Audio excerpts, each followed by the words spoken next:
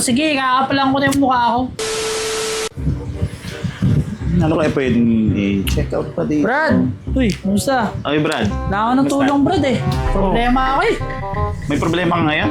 Anong Oo. problema mo? Problema ko, pera eh. Ah, may problema ka sa pera? Oo. Ay, ano naman problema mo sa pera? Yan nga, Brad eh. Nahihiya ako sa'yo. Pero sige, kakapalan ko na yung mukha ko. Okay. Gusto ko na talagang ano eh. Magpautang sa'yo ng pera, Brad. Damn! Papautangin kita. Alam ko namang hindi mo babayaran agad eh. Ang galing! Ang galing! Yun kailangan ko. Brad, pasensya ka na. Bakit? May pera din ako ngayon eh. Hindi nga! Ano? Oo. Hindi ako makakautang sa'yo. Ha? Oo, ang mabuti pa, ang gusto mo, hahanapan na lang kita ng ano. Pautangan? Pautangin mo.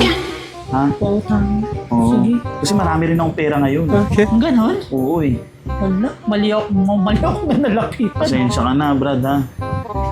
Sige, Pasensya ka sige. na. Okay, Brad. Mm. Tapos na ako. Ano kaya sunod dito?